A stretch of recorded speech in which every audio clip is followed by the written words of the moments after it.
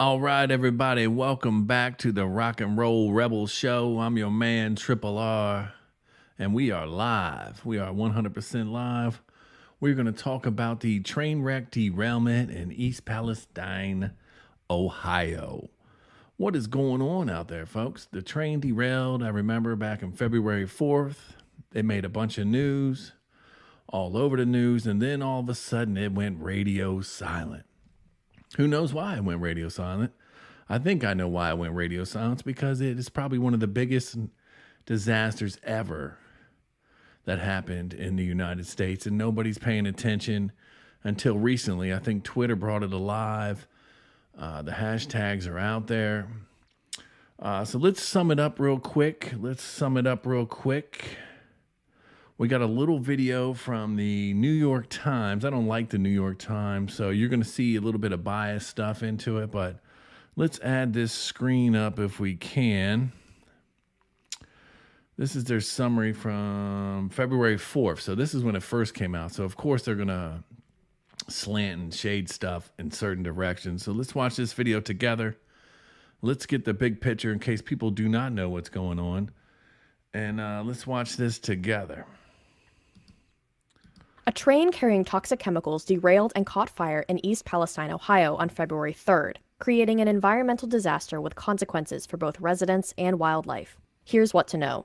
The train, operated by Norfolk Southern, was carrying chemicals and combustible materials, including vinyl chloride, a gas that can cause dizziness and headaches when inhaled, and liver cancer after chronic exposure. After a fire erupted from the derailment, residents were ordered to evacuate. Officials with Norfolk Southern decided to intentionally burn the chemical cargo in some of the cars, rather than risk an explosion. The Environmental Protection Agency said it had not detected any harmful gases in homes so far, and officials said last week that residents could safely return to their homes. But with chemical spills, the threats to human health can linger long after the emergency is over. Particles from a chemical plume can settle on the ground and seep into sources of drinking water, and contaminants in groundwater can migrate through cracks into the soil and into homes. So far, the derailment's harm to wildlife has been more obvious than the effects on humans. The spill affected about 7.5 miles of stream and killed an estimated 3,500 fish as of February 8th. The National Transportation Safety Board said its investigation into the causes of the derailment was ongoing. In 2017, regulations requiring braking system upgrades for trains carrying hazardous materials were rolled back under the Trump administration. The Ohio Environmental Protection Agency is working on a cleanup of the site, but experts warn that understanding the causes and consequences of the derailment could require a more comprehensive investigation. Well. So there it is. That was February 4th. And then basically they found out that it polluted the skies, it polluted the streams, the creeks, all the fish were dying, all the wildlife are dying out there. There's been people on TV where their chickens are dead. It's just a complete disaster out there. Let's get into some other stuff. Let's see what we got here. Because, I mean, it's a big story. It's a huge story. And finally, it's made it in the news again today. It was, like I said, February 4th, everybody was talking about it, and then it went radio silent. I mean, look at this cloud right here. Look at that. That is in space.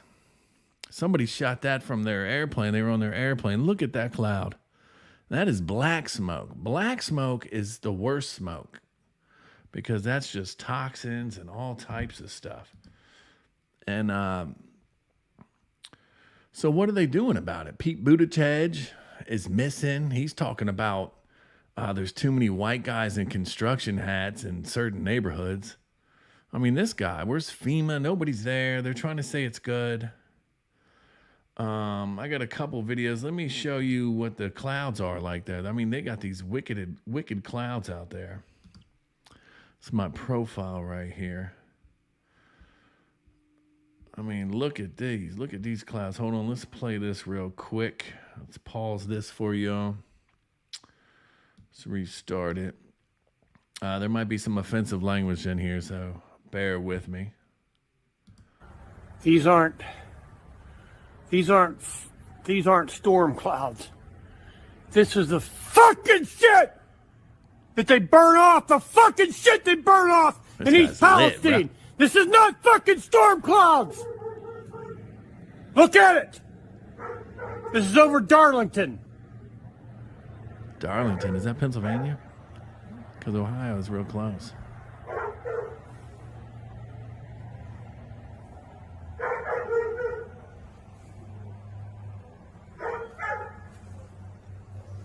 This is That guy is lit up. I'd be livid too. And it's a shame because this cloud, what they burn is so toxic, so toxic. Let me see if I can't find. There is a doctor that talks about this. He's getting a lot of go on Twitter. Where is it at? I'll find it. Oh, this is something good too. That it's not related so much, but that Aaron Rodgers, I'd like to get into what Aaron Rodgers was talking about. Where is that doctor at? Where's the doctor? Oh, it's pretty good though, because Ihan Omar was talking about it, wondering where Pete Buttigieg was, and he finally texted the other day that he was trying to blame it on Trump. Everyone wants to blame it on Trump. I mean, Trump's not even in office. So let's get there. This is the ground that's covering it. Happy Valentine's Day. Was it yesterday? There's old Pete Buttigieg. Everybody's wondering where he's at. That's what he's doing. He's just strolling through there. I mean, this is a terrible disaster. But I want to find this doctor. Where is this doctor? I know I have it. Here it is. This guy right here, he'll explain more of what's involved in the chemicals and all that, because people need to be aware. I don't know why these people aren't evacuated. FEMA should have these people and far away, hotels. I mean, they didn't water after they blew this train up. They just blew the train up and shot all the chemicals in the air after it drained into the soil. So let's watch this guy real quick, and then we can get into some other stuff. This hasn't been getting a lot of coverage, and the coverage that it has been getting hasn't been very good. So let's talk about the trail derailment in East Palestine, Ohio. East Palestine's about an hour north of Pittsburgh, almost halfway to Cleveland. Norfolk Southern has a rail line that goes right through town, and this derailment happened right on the edge outside of town on the border of PA and Ohio. Of the cars that crashed, 5 of them contained vinyl chloride. It's a monomer used to make PVC. The reporting on this has gotten vinyl chloride confused with polyvinyl chloride, the polymer made out of vinyl chloride. Now, the reason that this distinction is really important is vinyl chloride is very hazardous and very flammable. Polyvinyl chloride is a plastic that's used in like everything. The other thing about vinyl chloride is that it boils at 8 degrees Fahrenheit, so it's shipped in its liquid form. Meaning that when these trains crashed and these started leaking, they weren't just leaking liquid, but they were spewing boiling gas. So vinyl chloride is really toxic. OSHA has the permissible limit of how much you can be exposed to it during an 8-hour shift as a 1 ppm part per million, average over 8 hours. So prior to this, the biggest spill of this chemical was in New Jersey, where one train car and about 23,000 gallons of vinyl chloride were spilled, but it didn't catch on fire. Now, this crash in Ohio has 5 train cars. These kinds of tanker cars can carry between 25 and 33,000 gallons. Let's call it 250 to 250,000 pounds of vinyl chloride. That's per train car, 5 train cars. There's maybe 1 million pounds of this toxic chemical spilling into the ground and also boiling off into the air. But then it caught on fire. I think this is where the reporting is really bad, because no one is mentioning what the byproduct of vinyl chloride burning is. Of the many byproducts of burning vinyl chloride, one of them is hydrogen chloride. Hydrogen chloride is really unstable and latches onto water, like just water vapor in the atmosphere, and that turns into hydrochloric acid. So right now, government officials from the railroad, both the governor of Pennsylvania and Ohio, are calling burning off the 1 million pounds of this stuff a success, but not mentioning that it means that we have hundreds of thousands of pounds of acid in the air, potentially. Now, ever since engineering school, I've studied a lot of industrial accidents. I just find it really fascinating, and organizations like the Chemical Safety Board, NTSB, and OSHA all have like really good reports available to the public. I think as a designer, it's really good to learn about mistakes. When looking at these kinds of industrial disasters across time, there are a couple things that are pretty universal across all of them. One, the responsible party, in this case, Norfolk Southern Railway, always plays down the reality of the situation. Politicians also just repeat the same lines, and then news up. Yeah, I mean, they're out there. I supposedly they're out there trying to do their own tests. They're trying to get people to sign waivers so they can't sue later on. These people are going to develop crazy stuff going on. And let me find one more, then we can get into the more talking of it.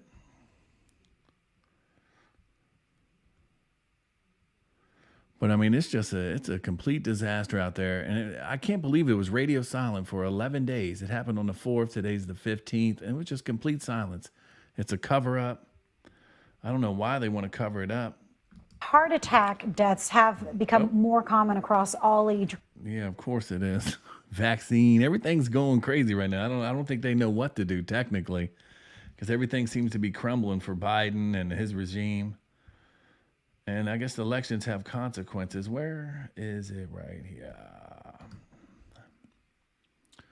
But I'm glad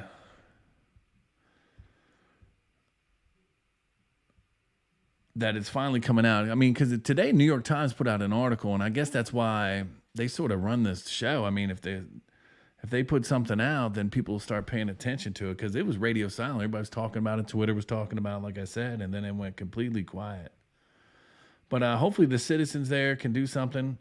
Just sit back. This guy's on the front line handing out water. Not do anything. They had a town hall today where they wanted Norfolk Southern Train Company to come out. Of course, they did not come out. Pete Buttigieg didn't come out. Hopefully he'll come out. Remember when Barack Obama went out to Flint, Michigan and fake drinking on the water? Corporation that dropped the bomb on the city. You're not going to see none of that here, because it's very toxic. So we got to help out our brothers. They should evacuate that town and do something for these people. But I just wanted to bring light to it, and I want you all to make sure that you like and subscribe, and make sure you follow me on Twitter. It's down there. My original account, I think, is unlocked. I'm not 100% sure, but I want to thank you for tuning in to the Rock and Roll Rebel Show. I'm your man, Triple R. Peace and love, and everybody have a great night.